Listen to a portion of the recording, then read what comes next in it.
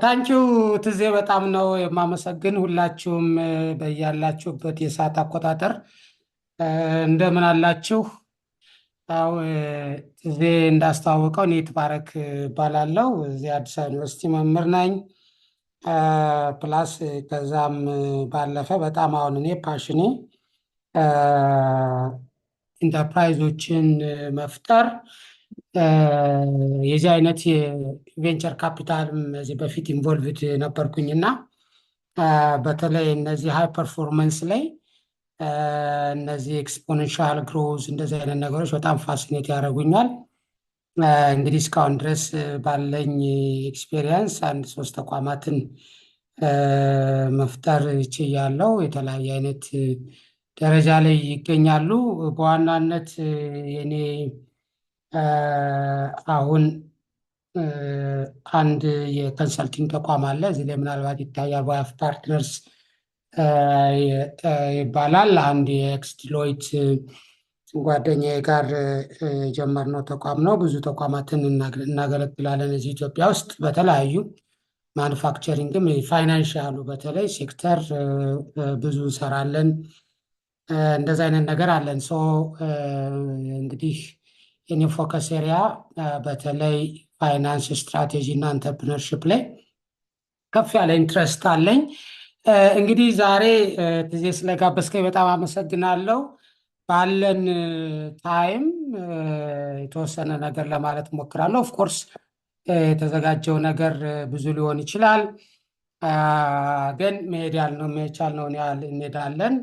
ዛሬ እንደተባለው የፍጻሜ ጨዋታ ስላለ ሁላችንም ብዙዎቻችን ወደዛ ትኩረት እንደሚኖረን ገምታለሁ። አይ ቲንክ ወደ 1 ሰዓት ከ10 አሁን በሚታየኝ ሁኔታ አለን ካልተሳሳትኩ። እንግዲህ የደረስንበት ያህል እንሄዳለን። ሰፊ አይነት እንትን ነው ካፕቸር ለማድረግ የሞከርኩት። እንግዲህ ስትራቴጂክ ሊደርሽፕ ኤክሰለንስ ወርክሾፕ አይነት ይኖረናል። አንዴ ላቋርጥ ይሰማል? ፕሮፌሰር ላቋርጥህና ሁለት ፕሮግራም ሶስት ፕሮግራም ነው የምናደርገው። አንተን በጣም እያስቸገር እንቀጥልበታለን። ስለዚህ ሳትሳቀቅ ፓርት 1 ፓርት 2 ፓርት 3 ብለን ነው የምንሄድበት። ምክንያቱም አንተን ያክል ሰው በዚህ በኢትዮጵያ ኮንቴክስት ይሄን ያክል ሰፊ ኤክስፒሪየንስ ያለው ሰው አናገኝም። ስለዚህ ሳትጨናነቅ ሂድበት። ፓርት 1 ነው ዛሬ። በጣም ጥሩ። እንደዛ ከሆነ እኔም ሳልቻኮል ለእናንተ ምንትን ሳይሆን እያወራንም እንግዲህ ያው ቨርቹዋል መሆኑ የራሱ የተወሰነ ሊሚቴሽን አለው፣ ግን በተቻለ መጠን ኢንተራክቲቭ ቢሆን ደስ ይለኛል። ኢፍ ዩ ሃቭ ኤኒ ኩዌስችንስ ኤኒቲንግ ቱ ሪፍሌክት አል ቢ ቬሪ ሃፒ ቱ ዲስከስ ዊዝ ዩ። እንግዲህ ሃይ ፐርፎርማንስ ኦርጋናይዜሽኖችን እንዴት እንፍጠር የሚል ነው። በተለይ ስለ ይሄ እንትን ከዲዛይን በላይ ስለ ኤክስኪዩሽን በጣም አጥብቆ የሚጠይቅ አይነት ዝግጅት ነው ያደረግኩት። ምክንያቱም አምኖት ሹር በዚህ ስላይድ ላይ ማካተቴን 70% ስትራቴጂዎች ፌል የሚያደርጉት በአፈጻጸም ብቃት ማጣት ነው እንጂ በዲዛይን ችግር አይደለም። እና እዛ ላይ በጣም ትኩረት ያደርጋል። አይ ቲንክ አሁን ትዜ የሰጠኝ አቅጣጫ በደንብ ቀስ ብለን ብዙ ነገር እንድናይ ያደርገናል ብዬ አስባለሁ። እንግዲህ አሁን በዚህ ውይይት እንደምታዩት ከመጀመሪያው ሲጀምር ስለ መነሻው ሪዝንን የሚጠይቅ አይነት እንትን ነው ያለው። ዋይ ኦርጋናይዜሽንስ ዊን ኦር ሉዝ የሚል ትልቅ ጥያቄ ይጠይቃል። አንዳንዶቹ በጣም ይሳካላቸዋል፣ ሌሎቹ ደግሞ አይሳካላቸውም። ይሄ ምክንያቱ ምንድን ነው? ይህንን በደንብ አድርገን ዛሬ አንዱም በእርግጠኝነት ማየት የምንችለው ይህ ነው። ሁለተኛው ፓርት በኦርጋናይዜሽናል ፐርፎርማንስ እንዴት እንረዳው፣ በምን ይገለጣል፣ እንዴትስ ይለካል የሚል እንዴትስ ይመራል የሚለው ነው። ሶስተኛው ፓርት ራይት የሆኑ ኦፖርቹኒቲዎች እንዴት እናገኛለን፣ ምክንያቱም ኮራጀሰንት እና የመጨረሻው ኒው የምንለው የኦፖርቹኒቲ ስፔሶች አሉ። ብዙዎቻችን ብዙ ሰው ከሚተራመስበት ኤሪያ ሆነን ትልቅ ነገር ስለምንጠብቅ እሱ ደግሞ የሚሆን አይደለም። በጣም ኮምፒቲቲቭ ነው። በጣም ብለዲ ነው። ማርጂናችንን በጣም ትንሽ ነው። ኦፕሬሽናችን ሰፊ ነው። ስለዚህ ብዙ ድካም ይኖረዋል። ውጤቱ ትንሽ ነው የሚሆን። ስለዚህ እንዴት አድርገን ናቪጌት እናርግ የሚል ጭብጥ ያለው ነው ሶስተኛው ፓርት። አራተኛው ፓርት ደግሞ እንዴት አድርገን የመፈጸም አቅማችን መገንባት እንችላለን፣ ሰስተነብል የሆነውን አሰራር እንዴት ማጽረጽ እንችላለን ነው።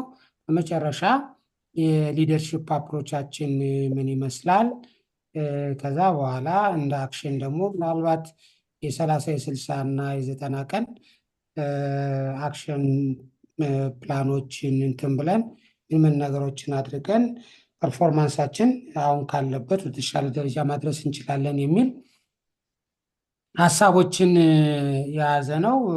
በውስጡ እንግዲህ ሰፊ እንትን አለው። በእያንዳንዱ ቀስ እያልን እናየዋለን ማለት ነው።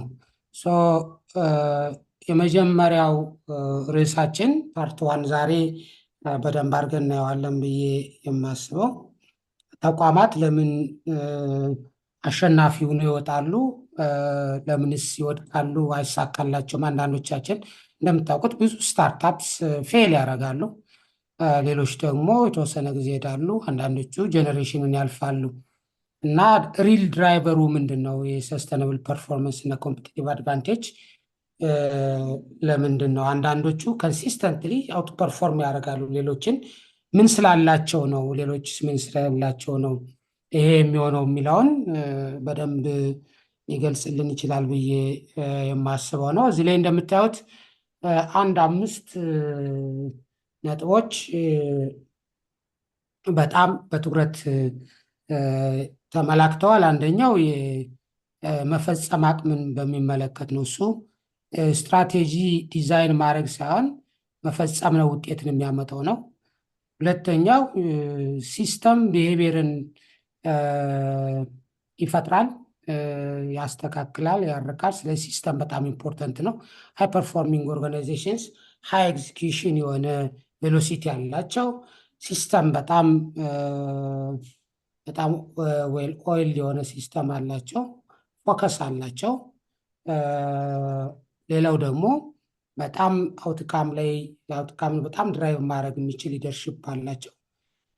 ሌላው ዲሲፕሊን አላቸው።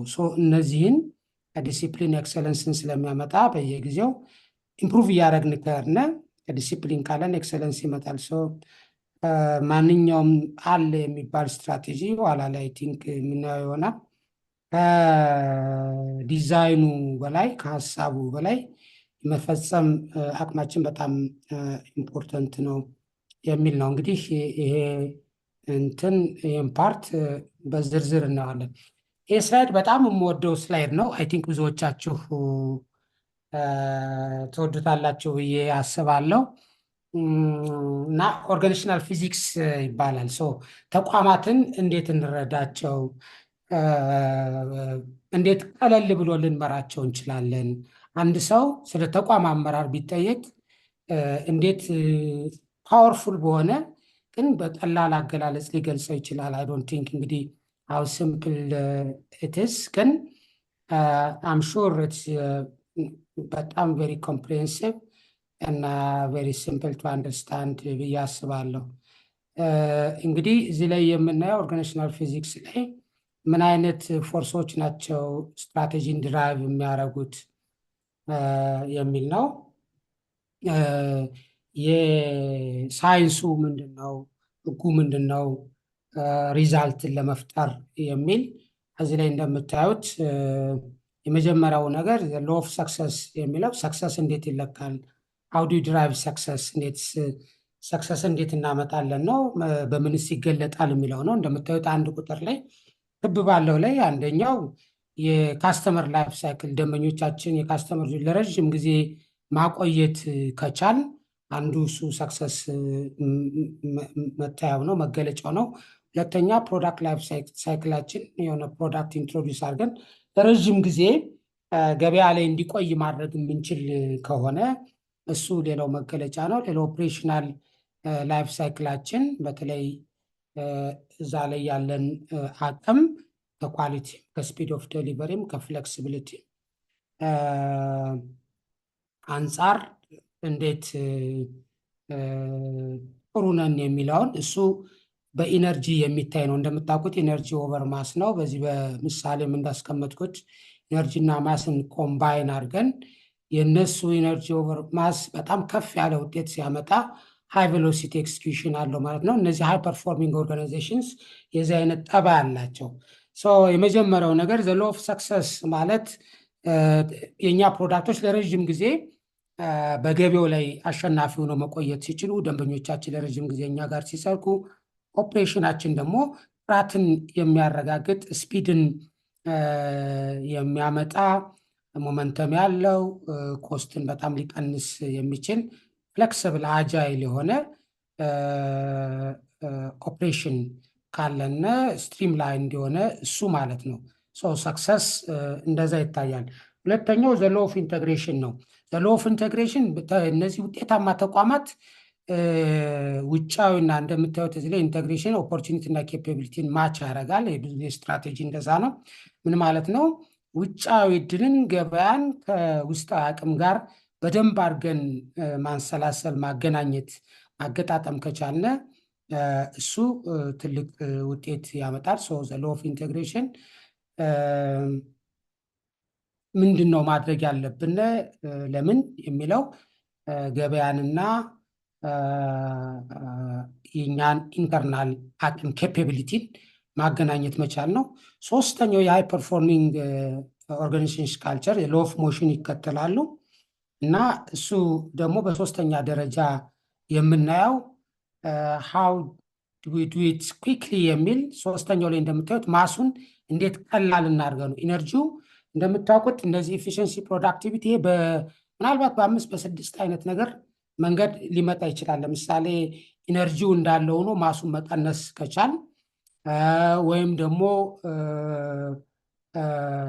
ማሱ ባለበት ኢነርጂውን መጨመር ከቻል ወይም ሁለቱንም እየጨመርነ ኢነርጂው የሚጨምርበት መጠን ማሱ ከሚጨምርበት መጠን በላይ ከሆነ ወይም ደግሞ ሪትሬንች አድርገን ሁለቱንም እየቀነስን ገበያ ለምሳሌ ጥሩ በማሆንበት ጊዜ ግን ማሱ የሚቀንስበት በጣም ሆኖ ኢነርጂ የሚቀንስበት ትንሽ ሲሆን በብዙ አይነት መንገድ ግን ብሬክ ስሩ የምንለው ኢነርጂውን በጣም እየጨመርነ ማሱን የምንቀንስ ከሆነ እነሱ ትራንስፎርም የማድረግ ግሎባል የመሆን በጣም ኤክሴፕሽናል የሆነ ፐርፎርማንስ ማሳየት እንችላለን ማለት ነው።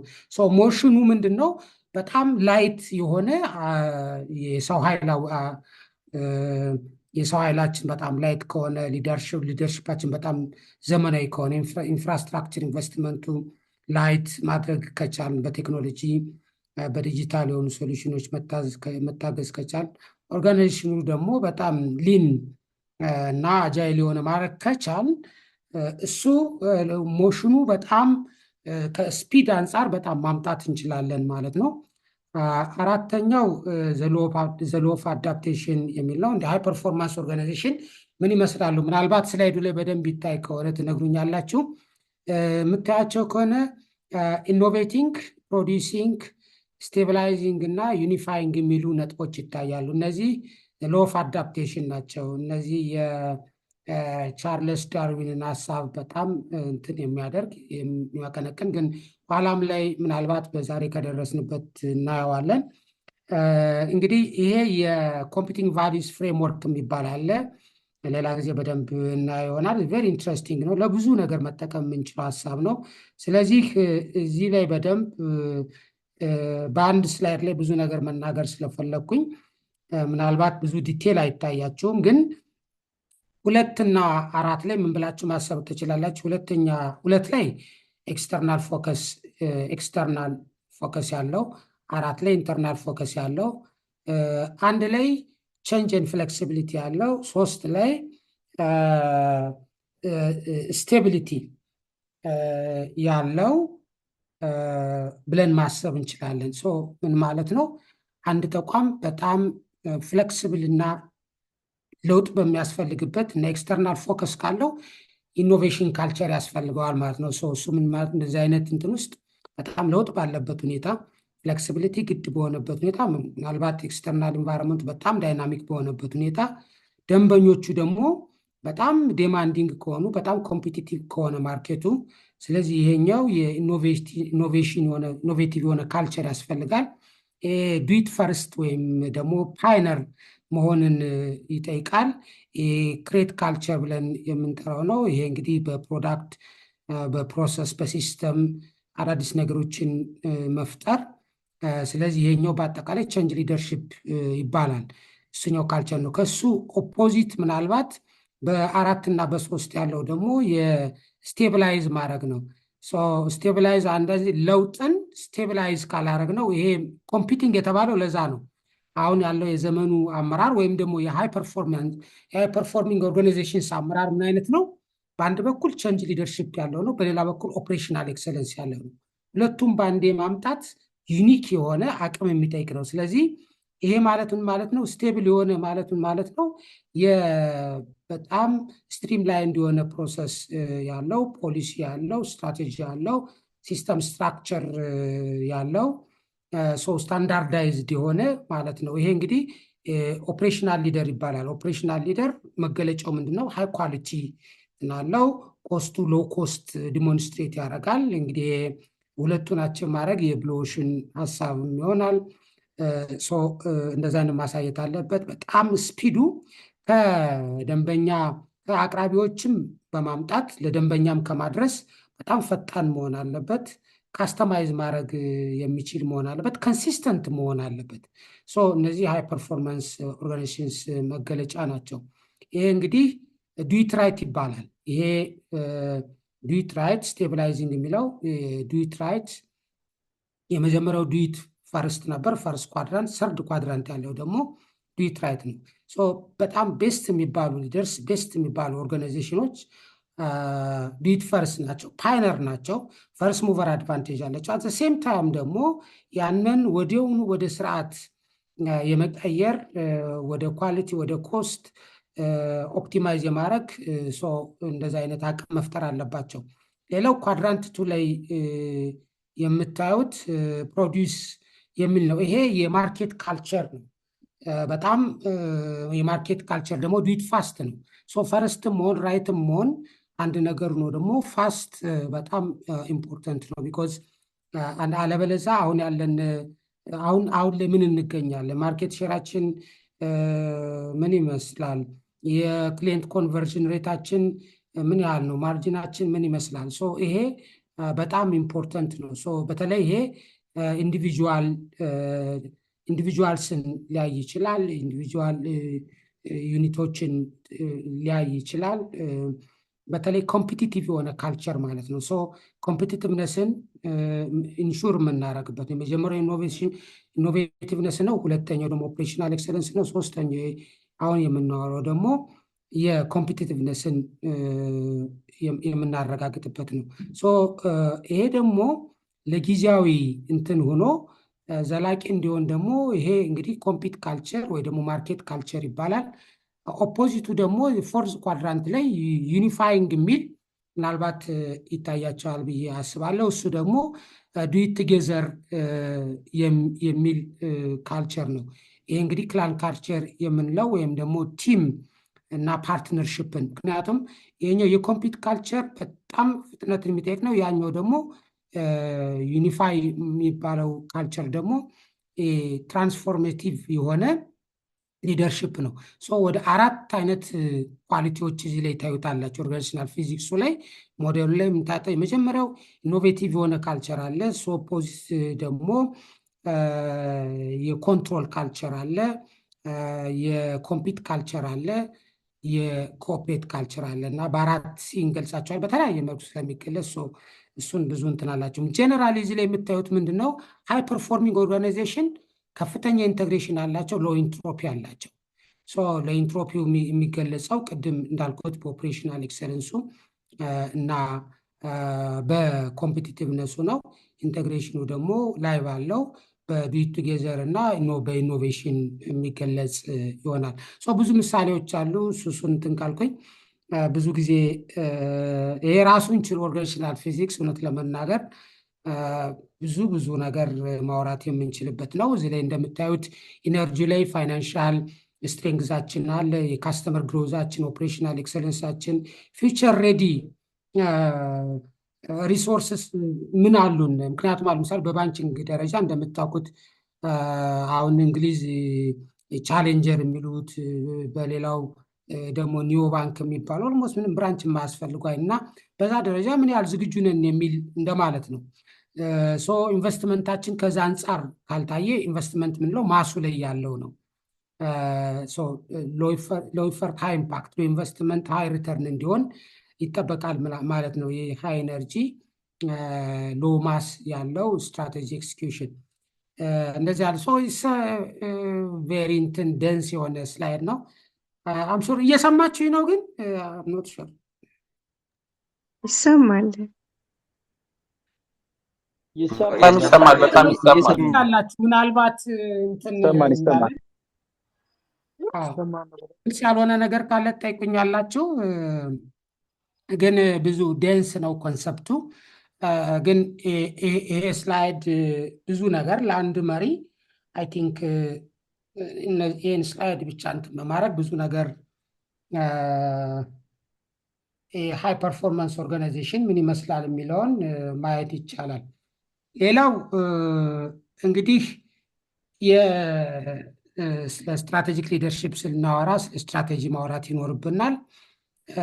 ስትራቴጂ ቤዚካሊ ዳይሬክሽን ነው፣ አስፓይሬሽን ነው፣ ክላሪቲው ነው። ያ ስትራቴጂ ብዙ ካምፓኒዎች ስትራቴጂ መኖር የመንገዱ መጀመሪያ ነው። ቁም ነገሩ ኤግዚኪዩሽኑ ላይ ነው እና እሱ ነው ዴሊቨር ውጤትን የሚያመጣው እሱ ነው። የመጀመሪያው ስቴፕ እንግዲህ አሁን በተለይ ባለንበት ሁኔታ በጣም ለውጥ ከፍተኛ ከመሆኑ የተነሳ እንዲሁም ምንድን ነው የሚባለው ስፒድ ቢትስ ፐርፌክሽን የሚባል እየተሳሳትን እያስተካከልን ራሳችን መሄድ ነው እንጂ ፐርፌክሽንን ፐርሱ ለማድረግ ፍጹም የሆነ ኤንቫይሮንመንት ስንጠብቅ ምንም አይነት ውጤት ሳናገኝ ነገሮች እንደሚያልፉን ነው። የመጀመሪያው ስትራቴጂ የሆነ ብዙ ተቋማት የተጻፈም ያልተጻፈም ስትራቴጂ ይኖራቸዋል። ችግሩ ልዩነቱ ያለው ሃይ ፐርፎርሚንግ ኦርጋናይዜሽን እና ሎ ፐርፎርሚንግ ኦርጋናይዜሽን ልዩነታቸው የመፈጸም አቅማቸው ነው። እነዚህ በጣም ጥቂት ኦርጋናይዜሽኖች ኋላ እናያቸዋለን። አይ ቲንክ በፓሬቶም እንደምታውቁ በጣም ትንሾቹ ዓለምን ኮንትሮል ያደርጋሉ። እንግዲህ እነዚህ ፊው ኦርጋናይዜሽንስ ኮንሲስተንትሊ ኤግዚኪዩት ያደርጋሉ፣ ያሰቡትን ይፈጽማሉ። እሱ በጣም ልዩነቱ እዛ ላይ ነው፣ ኤክስኪዩሽን ጋፕ ነው። በውጤታማ በመሆኑ እና ሃይ ፐርፎርሚንግ እና ሎ ፐርፎርሚንግ በሆኑ ተቋማት ልዩነቱ የእቅድ ሳይሆን የአፈጻጸም ነው። ስለዚህ ከዚህ ጀምሮ እንግዲህ ጆርኒው እንዴት አይነት ከፍተኛ አፈጻጸምን እንዴት መቀዳጀት እንችላለን የሚለውን እናያለን ማለት ነው። ኤክስኪዩሽን ኢንጂኑን እሱ ነው ኦርጋኒዝሞችን ትራንስፎርም የሚያደርጋቸው የሚለካም ውጤት እንዲያመጡ የሚያደርጋቸው ኢንጂኑ ኤክስኪዩሽን ኢንጂኑን እሱን ላይ በደንብ መነጋገር እዛ ላይ መስራት ከቻለ የሚታይ ውጤት ማምጣት እንችላለን ማለት ነው። ሌላው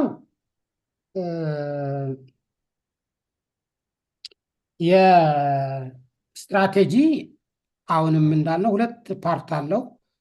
ሁለቱም ፓርት አስፈላጊ ናቸው።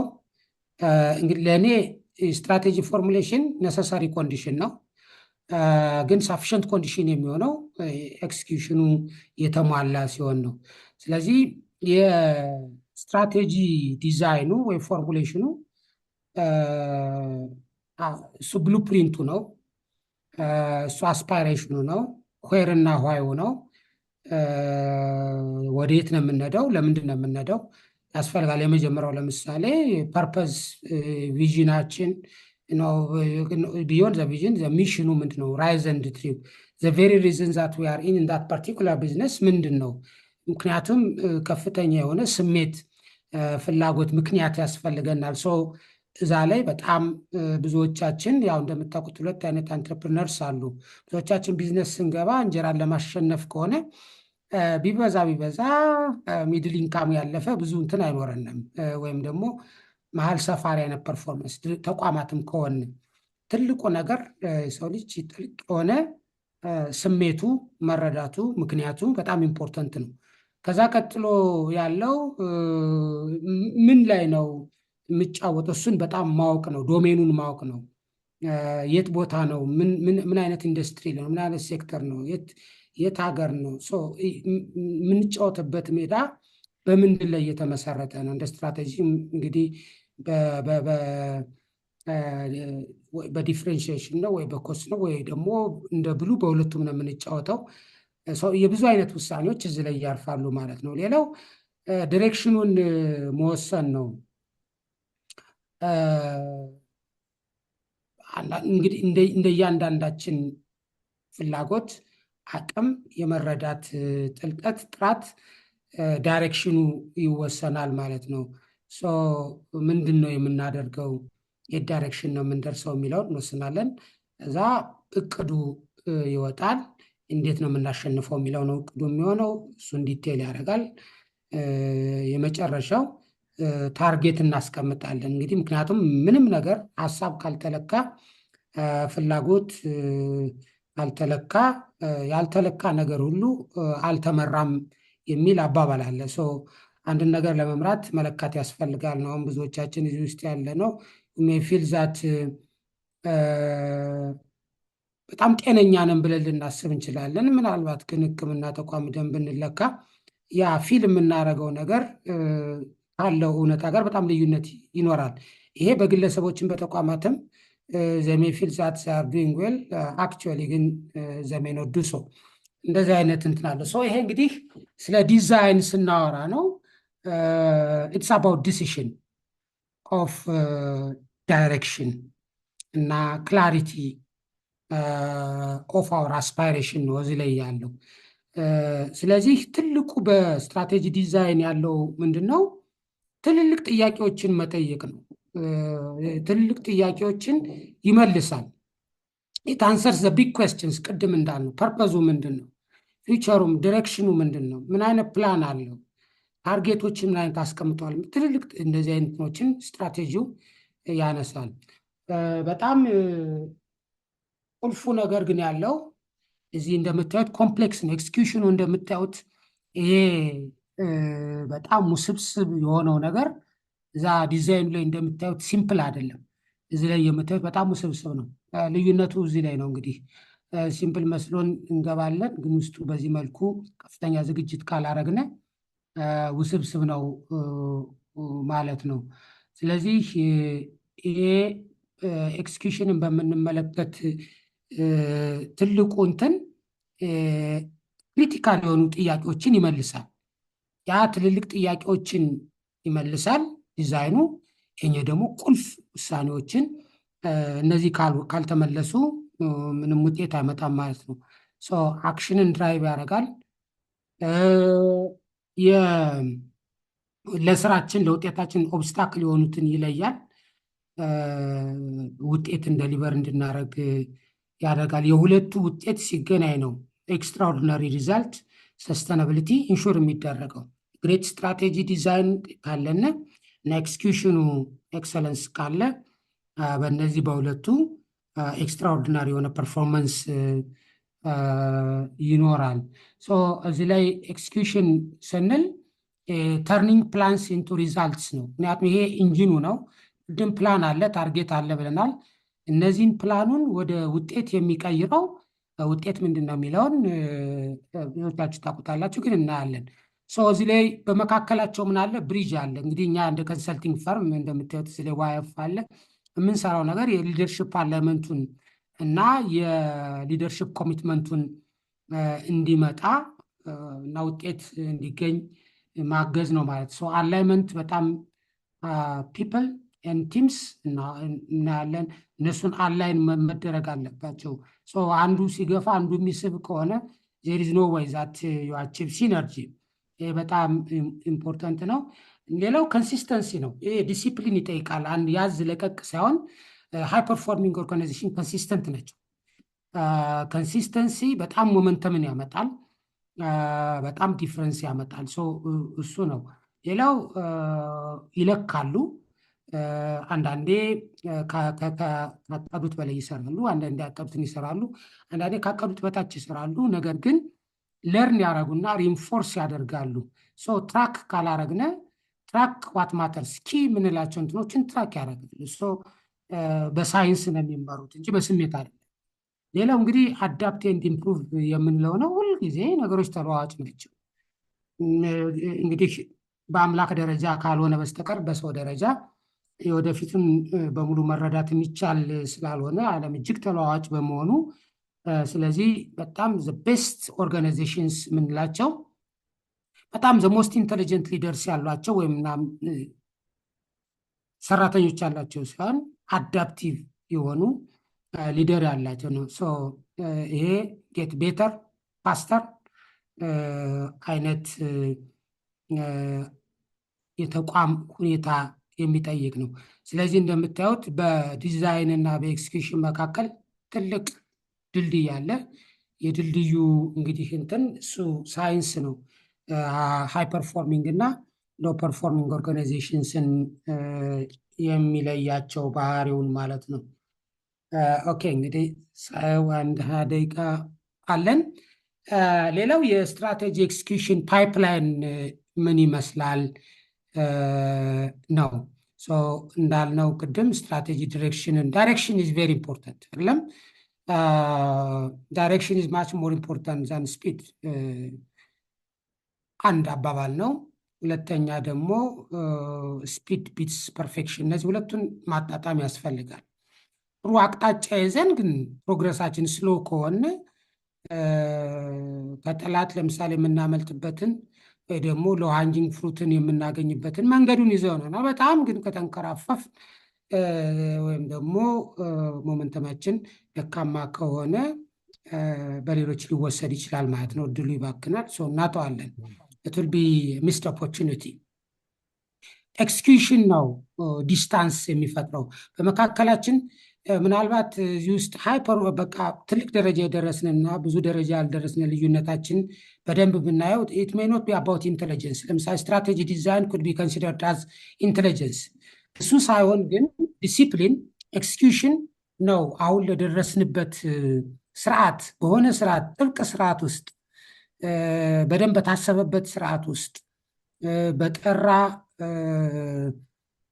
እና ብዙ ጊዜ በተሞከረ መንገድ ውስጥ የምንሄድ ሰዎች ሌሎቻችን በጣም አልፈን የመሄድ አቅም አለን። ብዙ ጊዜ ኢንቴሊጀንት የሆኑ ሰዎች ያስባሉ ግን አይሰሩም። ስለዚህ ውጤታቸው በጣም ደካማ ነው ቱ ቢ ኦነስት። ይሄን ያሳያል። እና እዚህ ላይ እንደምታዩት ቪዥን አለ። ይሄ በጣም ትልቅ ነገር ነው። ትልቅ ማሰብ በጣም ቬሪ ኢምፖርታንት ነው። ቅድም እንዳልኩ እንደ ነሰሰሪ ኮንዲሽን ልንወስደው እንችላለን። ትልቅ ማሰብ ስትራቴጂ ሲጨመርበት ኢኒሼቲቭስ ይኖራሉ፣ ፕሮጀክትስ ይኖራሉ። ያን ቪዥኑን ለማሳካት የምናስቀምጣቸው ግን እነሱ በየቀኑ ከምንሰራው ነገር ከነሱ ጋር አብሮ የማይሄድ ከሆነ ሞመንተም could be lost። እሱ ከሆነ ደግሞ ሪዛልቱ በጣም ደካማ ነው የሚሆነው ማለት ነው። ስለዚህ እዚህ ላይ ምናልባት በቀኝ በኩል ይታያችሁ ከሆነ አንድ እንትን የተቀመጠ ነገር አለ። ዋት ቱ ቼንጅ ቱ ዋት ቱ ቼንጅ የሚል 4 ቁልፎች አሉ። 4 ከዛሬ የዛሬ ተቋም ነው ወደ ተቋሙ ይሄድ ነው ዲሬክሽኑን የሚያሳይ ነው። ይሄ ስትራቴጂው ነው። ዋት ቱ ቼንጅ ዌር ዊ አር ነው ቱ ዋት ቱ ቼንጅ ዌር ዊ አስፓየር ቱ ቢ የሚለውን ያሳይ። በዚህ መካከል ምን መቀየርና ምን መቀየር እንዳለብንና ምን መቀየር እንደሌለብን ማወቅ አለብን። ሁሉንም ነገር መቀየር አትሊስት as a matter of sequence እና ፕራዮሪቲ and efficient allocation of resources አይመከርም። ሌላው መቼ መቀየር እንዳለብንና መቼ መቀየር እንደሌለብን አሁንም የጊዜ ጉዳይ የጊዜ ዳይሜንሽን አለው። ዋት ፕሮብለሙ ነው። ዋት ታይሚንግ is very important ነው። እዛ በጣም ኢምፖርታንት ነገር እዚህ ላይ ሃው ነው። ሁሉ ጊዜ ሃው ስትራቴጂው ነው እና ይህም በማድረግ ሂደት ውስጥ 4 ነገሮች አሉ። ምንጀምራቸው አሉ፣ ምናቆማቸው አሉ፣ ምንጨምራቸው አሉ፣ ምንቀንሳቸው አሉ። ይሄ እንግዲህ እንደምታውቁት የብሉ ኦሽን ስትራቴጂ ብዙ ነገር ጋር ልናገናኘው ምንችል ነው። ኤኒዌይ ሀሳብ ላለማብዛት እንደምታዩት 1 2 3 4 አራተኛው እንግዲህ እንዲሆን ነው። ሃይ ፐርፎርሚንግ ኦርጋናይዜሽንስ አራተኛው ላይ የሚወድቁ ናቸው። የመጀመሪያው ፉል ስትራቴጂ አላቸው። ይሄ ሁለተኛው ግን ግሬት ኤክስኪዩሽን አላቸው። ይሄ ውጤቱ ዲዛስተር ነው። በጣም አክስላሬትድ የሆነ ፌለር ነው። ምናልባት ኢትዮጵያ በ1970ዎቹ አሁንም ድረስ ያለው እንግዲህ የማይጠቅምን ነገር በፍጥነት የመፈጸም ብቃት ማለት ነው።